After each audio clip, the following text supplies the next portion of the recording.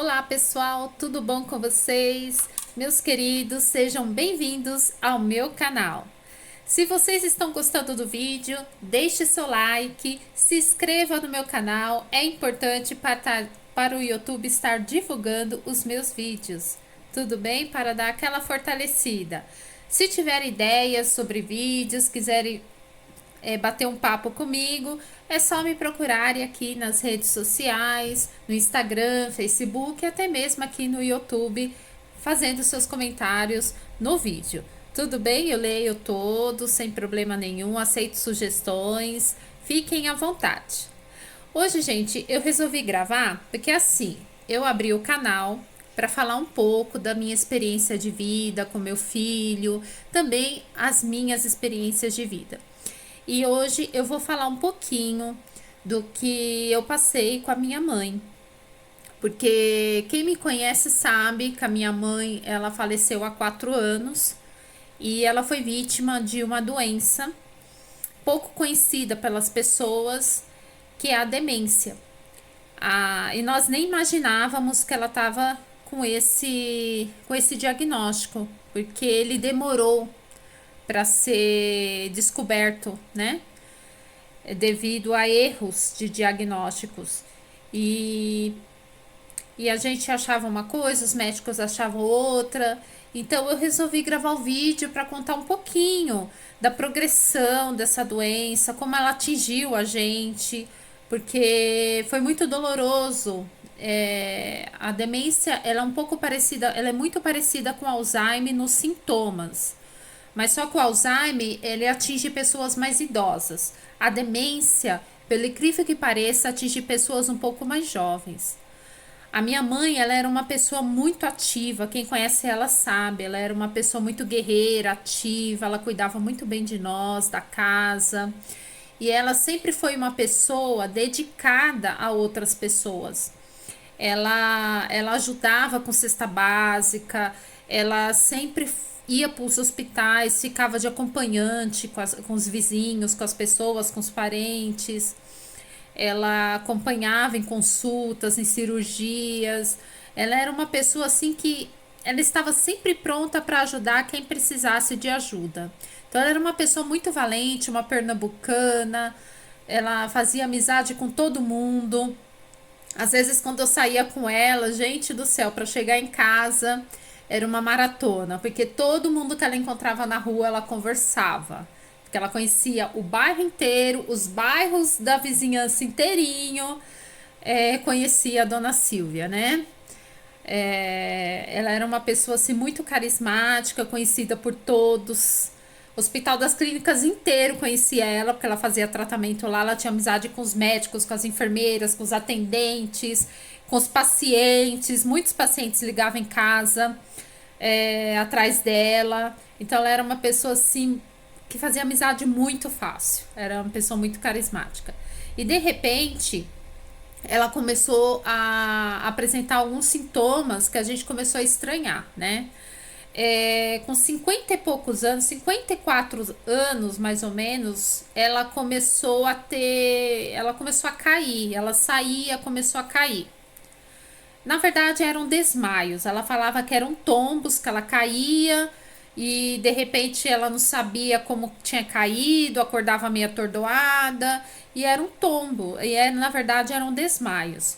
Num desses desmaios, ela caiu de rosto no chão e ela acabou machucando esse osso aqui da face, então ficou aquela coisa assim muito feia. Ela caiu assim no meio da rua, quem acabou acordando ela foram crianças que estavam soltando pipa, ela caiu perto de uma comunidade. E a sorte que foi perto da casa de uma amiga nossa, que acabou levando ela até a nossa casa. E meu pai acabou levando ela para o hospital, porque ficou muito feio, ficou tudo preto, assim, isso daqui dela ficou bem alto. Chegando no hospital, o médico suspeitou que meu pai tinha agredido ela, queria chamar a polícia, foi um rolo só. Até provar que foi um tombo, foi difícil, porque o médico cismou que meu pai tinha esmurrado ela, de tão feio que ficou. O olho dela, assim, ficou muito feio. Ela precisou fazer até uma incisão por dentro da bochecha porque ficou muito feio. Eu acompanhei ela por várias consultas, que na época eu ainda não estava trabalhando. E foi um desses tombos que ela levou, desses desmaios que ela teve. E ela estava sozinha. Uma ocasião ela estava indo para o Hospital das Clínicas, que ela ia sempre em uma das consultas, e dentro do ônibus ela deu um apagão, ela não sabia para onde estava indo, ela começou a chorar e graças a Deus uma moça, uma pessoa boa sentou ao lado dela, perguntou o que estava acontecendo, ela falou que não sabia onde estava, não sabia para onde estava indo. E ela abriu a bolsa da minha mãe e viu um cartão do Hospital das Clínicas. Ela falou: Olha, a senhora tem uma consulta marcada no Hospital das Clínicas, eu vou deixar a senhora lá. E essa moça desceu fora do ponto dela, levou minha mãe até a porta do hospital, conversou com o guarda e eles acolheram ela. Depois ligaram lá em casa, ela teve essa perda de memória. E graças a Deus, se não fosse essa moça, minha mãe tinha se perdido por aí, sabe lá Deus como, essa perda de memória. Então a gente começou a estranhar. Fora que ela saía na casa das pessoas, começou a perder guarda-chuva, esquecer guarda-chuva, chave, carteira, bolsa. Então, assim, a gente perdeu as contas de quantas chaves meu pai teve que fazer cópia, Bíblia, bolsa. Onde ela ia, ela esquecia as coisas e não lembrava mais onde ela tinha deixado. Revista da Avon, revista Tupperware, ela ia marcando as coisas e depois não lembrava mais que tinha marcado. Aí as coisas chegavam, as pessoas traziam, meu pai pagava, era um monte de coisa e ela não lembrava que tinha comprado aquilo. E tanto que quando ela faleceu, a gente deu uma geral no guarda-roupa, uma geral nos armários. A gente descobriu Tupperware, sacos de Tupperware assim, fechados, escondidos dentro do guarda-roupa. Porque às vezes ela comprava, ela não lembrava mais, enfim. Então a gente começou a estranhar essas atitudes. Ela chorava do nada, ela ficava repetindo várias vezes uma frase. Ficava repetindo, repetindo. E a gente, não, mas a senhora já falou. E ela repetia. Uma vez ela esqueceu a panela no fogo e foram se repetindo muitas vezes isso. Aí eu comecei a comentar com meu pai que ela não estava bem, que ela não estava bem. E nessa de levar no médico, o médico achou que ela estava com depressão, né? Foram citando os sintomas. Aí, ela deve estar com depressão, tem que fazer tratamento para depressão. Aí começou um tratamento com psicólogo. Aí depois, lá na faculdade, né? Aí fez o tratamento com psicólogo, aí encaminharam para psiquiatra. Ela não quis de jeito nenhum passar com psiquiatra, não quis, falou que não era louca, que não sei o que não ia passar com psiquiatra. E depois, com o tempo, meu pai pagou psicólogo para ela, continuou o tratamento com psicólogo e nada de melhora, nada de melhora, e repetindo várias vezes a mesma coisa, perdendo os objetos dela. E eu falei pro meu pai: não deixa ela sair sozinha. E a gente foi observando e chorava. Aí começava a ver coisas, sei lá, que meu pai tava traindo ela, e começava a chorar. E isso a gente observando e não tinha melhor esses sintomas, né? Aí teve um dia que meu pai estava com ela no carro e ela teve uma convulsão, coisa que ela nunca teve na vida. Ela teve uma convulsão forte e meu pai estava colocando o carro na garagem e decidiu levar ela em São Paulo tem um posto de saúde e o AMA, né? Alguns postos de saúde de bairro tem o AMA, que é um tipo de um pronto-socorro do posto, né? Meu pai levou, que era o lugar mais perto, né? E lá meu pai citou que ela tinha problemas de labirintite. Por exemplo, esses tombos, ela falava para os médicos: eu fiquei tonta e caí. Então eu tenho labirintite, doutor. Então os médicos deduziam que esses tombos que ela levava era uma tontura que ela tinha e ela caía. Entendeu? Ela não falava que era um desmaio. Ela falava: eu fiquei tonta e caí. Ela nunca falava que era um desmaio. E essa convulsão, meu pai falou que ela teve uma convulsão, que ela se torceu toda dentro do carro. E meu pai falou que ela tem labirintite, que era uma coisa que ela sempre falava, né? E o médico achou que era uma crise forte de labirintite, acabou medicando e mandando para casa. Mas só que assim, eu falei pro meu pai: convulsão tem que ser investigado. Ela nunca teve, ela não é epilética. O que o médico tinha que fazer? Bom, peraí, labirintite não dá convulsão, vamos investigar. Ele tinha que ter colocado na ambulância e mandado para o hospital. Vamos ver o que está acontecendo. Não, medicou e mandou para casa. E depois dessa convulsão, o lado direito dela paralisou. Quando meu pai falou para mim, eu falei, ela teve um derrame. Porque ela convulsionou, o lado direito paralisou, foi um derrame. Foi um AVC. Aí eu falei, olha, vai ter que levar no neuro. Aí o problema do posto de saúde, do SUS é isso, gente. O plano de saúde não. Você marca direto com o especialista. O SUS não. Tem a mania, ai, a porcaria de passar com clínico geral avaliar, para depois ver se tem necessidade de passar com especialista. Mas só que é uma demora para você conseguir uma consulta com clínico, aí depois para você conseguir uma consulta com especialista. É uma loucura, é uma demora tremenda. Então tem essa burocracia que eu acho isso um absurdo, essa demora toda. E foi assim, né? Passou com o neuro, aí o neuro pediu uma tomografia, ela fez no hospital a tomografia e deu uma mancha, né? Uma mancha na parte frontal do cérebro, que é essa parte aqui. A médica falou, olha, tem uma lesão na parte frontal, mas eu não sei dizer se é um AVC, eu não sei dizer se é um tumor. E para saber se é um AVC ou tumor, eu preciso de uma ressonância. E minha mãe, ela sempre teve pressão alta, porque a família dela toda sofre de pressão alta. Então, ela sempre teve a pressão alta. Vira e mexe, meu pai corria com ela no pronto-socorro porque a pressão subia. E a gente, tanto eu como ela e as minhas tias lá, a gente cuidou da minha avó acamada. Minha avó teve um AVC muito grave, que ela só mexia os olhos, mexia a cabeça, ela precisou usar sonda, precisou usar oxigênio. E depois disso minha mãe piorou, entendeu? E nessa de se cuidar da minha avó tudo, ela esqueceu muito de tomar os remédios da pressão. Então nisso pode ter tido esses picos de pressão, né? Foi onde eu imaginei. Eu tava trabalhando na época e pensando, ela teve esses picos de pressão, porque ela esquecia de tomar os remédios, deu os AVCs e paralisou o lado, né? Isso que eu tava. Aí pediu a ressonância. Quando foi ver no posto de saúde, gente, ressonância no SUS, você senta que lá vem história, né?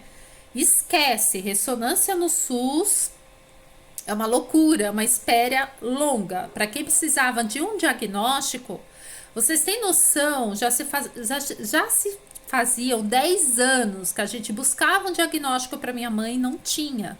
Essa história eu encurtei para o vídeo não ficar muito longo. 10 anos, esses sintomas que eles falavam que era depressão, que era labirintite, 10 anos, tá? Até chegar a esse ponto da ressonância foram 10 anos, tudo bem? Aí meu pai falou pra mim, olha, vai demorar muito. E são 10 anos, a gente não sabe o que ela tem. Aí eu falei com meu marido, não, eu vou pagar. Meu marido pagou. Aí foi feito numa clínica em São Paulo. E finalmente veio o resultado, um resultado nada animador, né? Meu pai levou pra neuro. A neuro falou, olha, o que ela tem é uma demência do lobo frontal. Então, essa lesão que ela enxergou na tomografia era uma demência. Aí ela explicou que a minha mãe teve vários pequenos AVCs, ou seja, aqueles picos de pressão alta. Quem tem pressão alta se cuida, viu? Porque conforme a pressão sobe, vasinhos do cérebro pode estourar, pode gerar uma lesão e você pode desenvolver a demência. Foi isso que aconteceu com ela.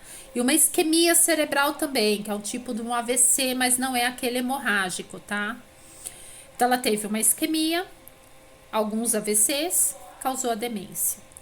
E a demência ela é parecida com Alzheimer, né? Ela vai apagando, e a da minha mãe, a parte da emoção, né? Aqui a parte da frente.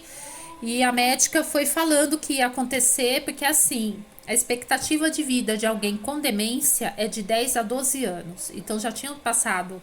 Ela perguntou quando surgiu os primeiros sintomas. 10 anos. Então ela só tem 2 anos de vida. Já tinha passado 10 anos.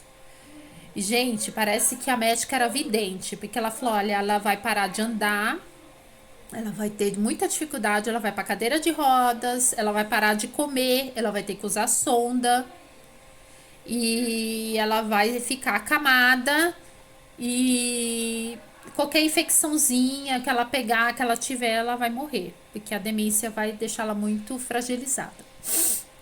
E do jeito que ela falou assim, aconteceu. Foi uma coisa assim incrível. Ela falou na lata: não tem remédio, não tem tratamento, fisioterapia não resolve. Não é igual um AVC. O AVC você vai lá, faz fisioterapia, faz reabilitação. Às vezes você fica com o membro meio, né? Mas você anda, você fala. A demência não. Então não tinha tratamento nenhum que pudesse fazer. Principalmente, simplesmente a gente tinha que sentar e observar ela morrer aos poucos. Simplesmente isso. Isso foi detonador escutar isso. Um diagnóstico horroroso. Então ela falou que a gente tinha que se preparar para o pior. E meu pai falou, aí nossa, isso acabou com a gente, nosso emocional foi lá embaixo. E isso foi acontecendo. Ela foi parando de andar. Aí já teve que comprar cadeira de roda, aí ela já começou a, as necessidades fisiológicas na roupa, ela já começou a fazer xixi na cama, ela já começou, conforme ela ainda andava, ela fazia xixi na roupa, e aí começou a usar fralda, e aí foi pra cadeira de rodas. Ainda meu pai deixava ela sentadinha no sofá, porque a médica falou: não deixa ela deitada por causa do pulmão. Quanto mais ficar deitada, é pior. Então meu pai deixava o máximo sentado possível. E tinha que trocar fralda. E ela começou a ficar com muita dificuldade para falar, porque começou a afetar a fala. E cada vez mais difícil cuidar dela. Aí a mastigação já foi ficando comprometida. A gente começou a dar comida, ela já não conseguia mais engolir, porque a parte da deglutição começou a paralisar, porque a demência é uma doença degenerativa, ela vai paralisando, é uma coisa assim terrível. Eu lembro do episódio que eu tava dando comida na boca dela e ela já tava com essa dificuldade e ela engasgou na frente do meu filho. E meu filho era um grude com ela, o Otávio. Até hoje ele chora, ele sente a falta dela, ele pergunta dela. Aí ela engasgou, começou a ficar roxa, ele começou a chorar na mesa, chorar, porque ele viu ela roxa, né? Aí eu fiz a brigada de incêndio, né? Aí eu peguei e fiz aquela manobra, né? Que a gente faz para desengasgar e graças a Deus ela regurgitou aquele alimento. E eu falei: meu pai, não dá mais para dar comida para ela, a gente vai acabar matando ela. Chegou a hora da sonda. E meu pai relutou: não vou aguentar ver ela com a sonda. Eu falei: chegou a hora. Aí meu pai chegou a uma hora que ela parou de comer e teve que levar para o hospital e pôr sonda. Gente, é a coisa mais horrível a sonda. E o uso da sonda, ele desgasta porque é mó cuidado, a cada 3 horas, é igual um bebê recém-nascido, a cada 3 horas tem que colocar aquela alimentação e ela tem que tomar mó cuidado para ela não entupir. E a gente tava revivendo tudo que a gente reviveu com a minha avó, né? E era eu e meu pai por ela, para cuidar. E eu morava em Arujá, que era um lugar longe. Eu só podia ajudar meu pai no final de semana. Na semana eu tinha que levar o Otávio na escola, nas terapias. O Otávio fazia 3 terapias por semana. E era uma loucura, uma loucura. E meu pai dormia muito pouco, porque a cada 3 horas tinha que estar lá para dar a alimentação dela. Aí eu ia fim de semana, o fim de semana ele era onde ele conseguia ir na farmácia, ele conseguia cortar o cabelo, ele conseguia ir no mercado. Aí era bem corrido, ele nem descansava, que ele aproveitava que eu ficava com ela para fazer as coisas. Aí era triste, viu? E depois ela ficou internada, porque ela apresentou uma infecção de urina muito grave. E a médica falou para tomar cuidado com a infecção, mas a gente não tinha percebido. Aí ela ficou internada, ficou um mês no hospital, respirando com dificuldade. Eles falaram que ela estava com uma infecção generalizada que deu início na urina. E a médica falou que era normal ter infecção de urina quem é acamado. E ela ficou um mês no hospital. Antes disso, nós sofremos uma denúncia por maus tratos, que isso foi a pior covardia, a pior facada nas costas que o meu pai podia sofrer, foi essa denúncia, que eu não sei quem foi, mas foi alguém bem próximo de nós, que falaram que a gente estava maltratando a minha mãe, coisa que o posto de saúde foi lá, a médica ia lá atender minha mãe na casa do meu pai, via que era não procedia a denúncia, que minha mãe era muito bem tratada, eles nunca chegaram lá e pegaram fralda mijada da minha mãe. Meu pai trocava a fralda dela, meu pai alimentava. Eu só podia ir fim de semana. Meu pai explicou que meu filho era especial, que eu cuidava do meu filho tinha que ir pra escola. E porque alegaram que eu tinha abandonado. Gente, todo fim de semana eu tava lá, os vizinhos via. Todo fim de semana. Eu só podia ir fim de semana me ajudar meu pai. Eu não podia ficar lá na semana. Então quando eu ia embora me cortava o coração. Eu morava longe, eu fui pegando raiva do lugar que eu morava, porque eu queria estar morando perto, eu queria estar perto do meu pai para ajudar ele. E ali, gente, é a prova de que realmente ama, viu? Porque a médica deu os parabéns para ele, porque nunca imaginou um marido cuidar da mulher acamado, usando fralda, sonda. Minha mãe só mexia os olhos. E minha mãe estava numa dificuldade muito grande. E meu pai ali dando banho na cama, trocando fralda, dando alimentação por sonda. E muito caro, gente. Porque no começo a gente teve que comprar alimentação, porque o governo demora para fornecer. Até aprovar a papelada da farmácia de alto custo. É uma burocracia terrível. Demora, eu acho que uns 4 meses que demoraram para liberar a alimentação dela. Meu marido foi dando dinheiro pro meu pai, ajudando meu pai a comprar. Era tipo R$ 300 por semana de alimentação. Hoje em dia deve estar bem mais caro. E eu tenho muita dó de pessoas que dependem dessa alimentação por sonda, porque é caríssimo, caríssimo. Enquanto não saia do governo, é triste. Quando saiu, acho que ela usou acho que 2, 3 meses e veio a falecer.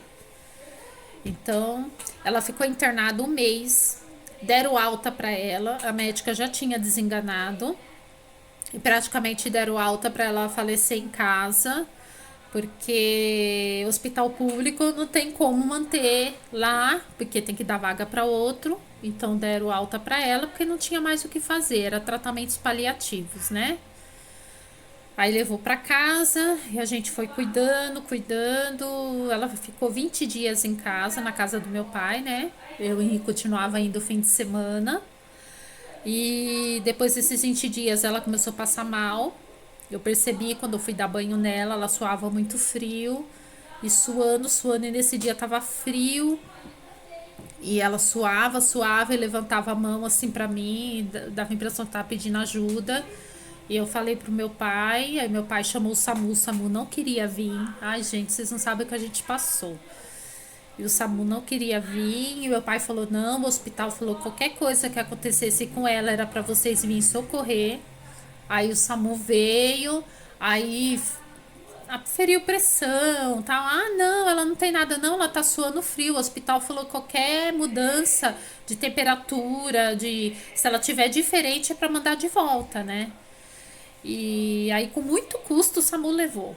Eu falei pro meu pai me ligou e falou: se eles não quiserem levar, passa o telefone. Aí eles levaram, porque eu ia rodar a baiana, porque na hora de rodar a baiana é comigo mesmo. Aí eles levaram. E chegou lá, o hospital já internou, aí já avisaram que ela não tinha muito tempo, ou seja, ela tava indo, né? Aí ela ficou internada 3 dias, respirando com muita dificuldade, porque o médico falou que o diafragma dela estava paralisando. Então imagina, uma pessoa com muita dificuldade para respirar, a infecção já tinha tomado conta, não tinha mais medicação, assim que a demência tinha fragilizado muito o corpo dela, né? Então uma infecção boba de urina tinha causado esse estrago todo.